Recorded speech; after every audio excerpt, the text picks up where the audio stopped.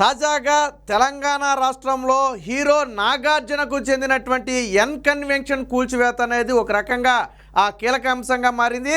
హైడ్రా ఏదైతే నూతనంగా ఏర్పాటు చేసినటువంటి ఈ Hyderabad disaster response and monitoring assets monitoring and protection agency అని చెప్పి ఒక హైడ్రాని ఏర్పాటు చేశారు. ఇది ఆకాశమే హద్దుగా చెలరేగుతుంది. అక్రమ నిర్మాణాలు కూల్చివేతే దీని ప్రధాన లక్ష్యం. తాజాగా హైడ్రాకు నాగార్జున కట్టినటువంటి ఎన్ కన్వెన్షన్ మీద అనేక ఫిర్యాదులు అందటం జరిగింది. దీని మీద పూర్తి స్థాయిలో విచారణ చేసి ఈ రోజైతే దాన్ని కూల్చివేయడం జరిగింది.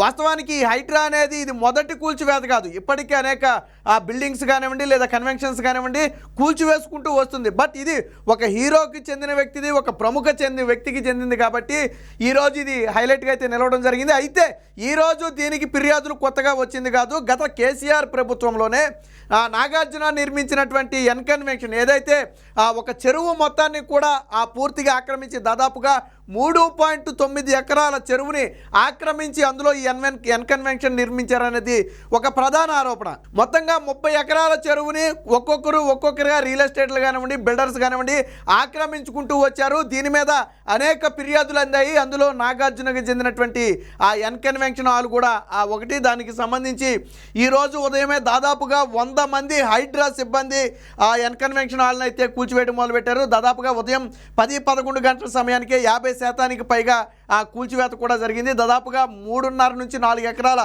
విస్తీర్ణంలో నిర్మించిన దీన్ని అయితే భారీ క్రెయిన్ల సహాయంతో ఈరోజు కూల్చివేత ప్రారంభించారు. అయితే మొదటి నుంచి కూడా నాగార్జునకు చెందిన ఎన్ కన్వెన్షన్ మీద చర్యలు తీసుకుంటారు అనే ఆరోపణలు వస్తున్నప్పటికీ కూడా అది అవుతుందా లేదా అనేది ఒక సందిగ్ధంగా మారింది. ఎందుకంటే కేసీఆర్ ప్రభుత్వ సమయంలో కూడా అనేక ఫిర్యాదులు వస్తే ఆ రోజు కేసీఆర్ గవర్నమెంట్ కూడా కొంత హడావిడి చేసింది. ఏదో దానికి నోటీసులు ఇస్తున్నట్టుగాను, దాని పరిశీలనకు అధికారులు వెళ్తున్నట్టుగాను హడావిడి చేశారు. సరే, ఆ రోజుల్లోనే చర్యలు తీసుకుంటారేమో అని భావించినప్పటికీ నాగార్జునకు ఉన్నటువంటి ఇమేజ్ కానివ్వండి లేదా పరిచయాలు కానివ్వండి వాటి దృష్ట్యా దాని జోలికైతే వెళ్ళలేదు. నాగార్జున కూడా నాడు కేసీఆర్ ప్రభుత్వం ఉన్నప్పుడు దాన్ని కాపాడుకుంటూ వచ్చారు. బట్ ఇప్పుడు రేవంత్ రెడ్డి ప్రభుత్వం వచ్చిన తర్వాత రేవంత్ రెడ్డి మొదట్లోనే చెప్పడం జరిగింది, అక్రమ నిర్మాణాల మీద ఉక్కుపాదం మోపుతాం, ఎంతటి వారైనా సరే, చివరికి సొంత పార్టీ నేతలైనా సరే మేము ఉక్కుపాదం మోపుతామని గతంలోనే చెప్పడం జరిగింది. అన్నట్టుగానే ఈరోజు నాగార్జునకు చెందినటువంటి ఎన్ కన్వెన్షన్ మీద వచ్చిన ఫిర్యాదులను పూర్తిగా పరిశీలించి అది ఆక్రమించి కట్టిన నిర్మాణమేనని, చెరువుని పూర్తిగా ఆక్రమించి కట్టారు, దీనికి ఎటువంటి అనుమతులు లేవని చెప్పి పూర్తిగా నిర్ధారించిన తర్వాత ఈ రోజు అయితే కూల్చివేత ప్రారంభించారు. అయితే గత వారం రోజుల నుంచి కూడా దీనికి సంబంధించి తెలంగాణలో ఒక చర్చ అయితే నడుస్తుంది. కూల్చివేస్తారా లేదా కేసీఆర్ ప్రభుత్వం లాగానే చూసి చూడనట్టు వదిలేస్తారా అని రకరకాల ఆరోపణలు, అనుమానాలు అయితే ఉండేవి. బట్ రేవంత్ రెడ్డి సర్కార్ అయితే ఎక్కడా కూడా వెనక్కి తగ్గలేదు. అన్నట్టుగానే ఎంతటి వ్యక్తి అయినా సరే ఆక్రమిస్తే వదిలిపెట్టేది లేదు అన్నట్టుగానే కూల్చివేయడం జరిగింది. మరి దీనికి సంబంధించి నాగార్జున కానివ్వండి, ఆ ఫ్యామిలీలో కానివ్వండి ఎవరు ఇప్పటివరకు అయితే స్పందించలేదు. ఈ ఎన్ కన్వెన్షన్ మాదాపూర్లోని ఈ ఎన్ కన్వెన్షన్కి వెళ్ళే దారి ఏదైతే ఉందో దాన్ని మొత్తాన్ని కూడా పోలీసులు అయితే క్లోజ్ చేయడం జరిగింది, భారీ పోలీసు బందోబస్తు మధ్య. ఎందుకంటే ఒక సెలబ్రిటీకి చెందింది కాబట్టి అటు మీడియా కానివ్వండి లేదా ఇటు ప్రజలు కానివ్వండి అటెన్షన్ ఎక్కువగా ఉంటుంది. అలాగే మద్దతుదారులు, నాగార్జున మద్దతుదారులు కూడా కొంచెం ఎవరైనా వచ్చి ఆందోళన చేసే అవకాశం కూడా ఉన్న నేపథ్యంలో పూర్తి స్థాయిలో భారీ బందోబస్తు ఏర్పాటు చేసి ఎన్ కన్వెన్షన్ అయితే కూల్చివేయడం మొదలుపెట్టింది. ఇప్పుడు రేవంత్ రెడ్డి సర్కారు తీసుకుంటున్నటువంటి చర్యల పట్ల ఒక రకంగా ప్రజలు హర్షిస్తున్నారు. వాస్తవానికి అది నాగార్జునదా లేకపోతే వేరొకరిదా అనేది కాసేపు పక్కన పెడదాం. ఆక్రమించి కట్టారా లేదా అనేది ఇక్కడ ప్రధానంగా చర్చించాల్సిన విషయం. ఒకవేళ ఆక్రమణలే అయితే ఖచ్చితంగా చర్యలు తీసుకోవాలి. ఎందుకంటే మనం చూసాం మొన్న తెలంగాణలో వర్షం వచ్చినప్పుడు వరద నీరు బయటికి వెళ్ళడానికి లేని పరిస్థితి. అప్పుడు ప్రభుత్వాన్ని ఎన్నెన్ని మాట్లాడినారో మనం అందరం చూసాం. ప్రజలు ప్రభుత్వాన్ని నిందిస్తారు కామన్గా, ఎందుకంటే వాళ్ళకి సౌకర్యాలు కల్పించాల్సింది ప్రభుత్వమే కాబట్టి. అయితే మరి ఇలా చెరువులు కుంటలు అని తేడా లేకుండా మొత్తం కూడా పూర్తి చేసుకుంటూ అన్ని బిల్డింగ్లు కట్టేసుకుంటూ వెళ్ళిపోతే ఈ నీళ్ళని ఎక్కడికి వెళ్తాయి? ఇళ్లలోకి వస్తాయి. ఇప్పుడు జరుగుతుంది అదే. తెలంగాణలో గతంతో పోలిస్తే వర్షాలు తెలంగాణలో గతంలో లేవంటే ఉన్నాయి, కానీ అప్పుడు లేనటువంటి పరిస్థితి ఇప్పుడు వర్షాకాలం ఎందుకు వస్తుంది? ఒక గట్టిగా 2 దుక్కులు 3 దుక్కులు వర్షం పడిందంటే ట్రాఫిక్ మొత్తం కూడా 2-3 గంటలు నిలిచిపోవాల్సిన పరిస్థితి. హైదరాబాద్ లాంటి సిటీలో కీలక సమయంలో ట్రాఫిక్ 1-2 గంటలు నిలిచిపోవడం అంటే ఎంత నరకమో ఇక్కడ ఉండే వాళ్ళకి తెలుస్తుంది. సో ఎందుకు ఇదంతా జరుగుతుంది అంటే ఇలాగ చెరువులు కుంటలు అన్నీ కూడా ఆక్రమించి నిర్మాణాలు చేపట్టడం వల్ల అటు వెళ్ళవలసిన వాటర్ మొత్తం కూడా ఇప్పుడు జనావాసంలోకి, సిటీల్లోకి, ఇళ్లలోకి రావాల్సిన పరిస్థితి. కాబట్టి ఇప్పటికైనా సరే ఆక్రమణ నిర్మాణాల మీద అన్ని అనుమతులతో ఒకవేళ వాళ్ళ సొంత స్థలాల్లో నిర్మించుకుంటే దాన్ని ఎవరు కూడా ఏమీ చేయలేరు. అది ఎంత ప్రభుత్వం అయినప్పటికీ కూడా లీగల్గా కూడా ఏమీ చేయలేని పరిస్థితి. నాగార్జున ఎన్ కన్వెన్షన్కి సంబంధించి మరి ఆయన కోర్టును ఆశ్రయించడం కానీ లేదా లీగల్గా ముందుకెళ్తానని కానీ ఇప్పటివరకు ఎక్కడ ప్రకటన కూడా చేయలే.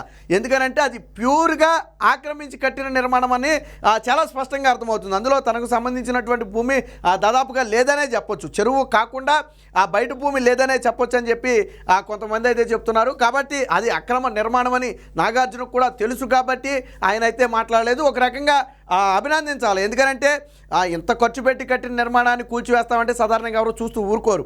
అది ఎలాంటి వాళ్ళైనా సరే ప్రభుత్వంతో మంతనాలు జరపటమో లేదా లీగల్గా ప్రొసీడ్ అవ్వటమో ఏదో ఒక చర్యలు తీసుకుంటారు. బట్ నాగార్జున మాత్రం ఈ విషయంలో అయితే సైలెంట్గా ఉన్నారు. ఒక రకంగా ప్రభుత్వానికి సహకరించారని చెప్పవచ్చు. ఎందుకంటే ఇష్యూ చేయాలంటే ఇది ఇష్యూ అవుతుంది. నాగార్జున బయటకు వచ్చి మాట్లాడితే అది ప్రభుత్వానికి, ఫిల్మ్ ఇండస్ట్రీకి, లేదా నాగార్జునకి, రేవంత్ రెడ్డికి మధ్య ఇష్యూగా మారే అవకాశం కూడా ఉంటుంది. బట్ నాగార్జున మాత్రం ఈ విషయంలో పూర్తిగా సహకరించినట్టుగా తెలుస్తుంది.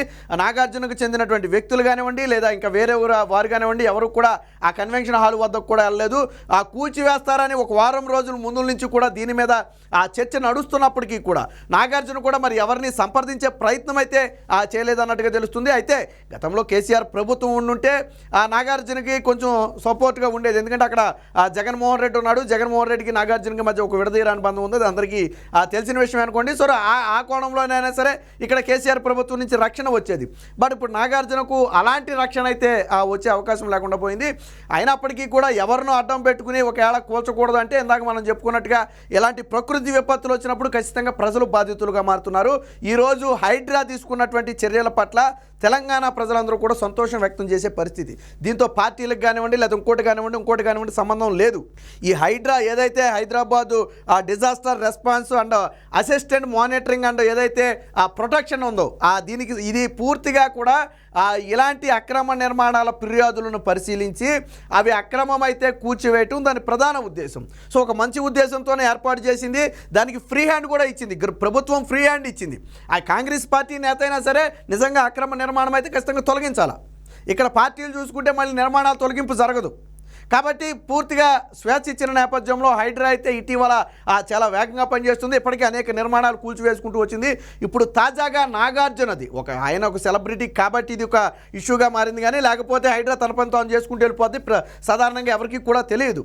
సో మొత్తానికి ఏది ఏమైనా హీరో నాగార్జునకు చెందినటువంటి ఎన్ కన్వెన్షన్ కూల్చివేత అనేది ఒక హాట్ టాపిక్గా మారింది. ఇప్పటి వరకు దీని మీద ఎవరు కూడా పొలిటికల్గా కూడా ఇప్పటి వరకు కామెంట్ చేసే పరిస్థితి లేదు.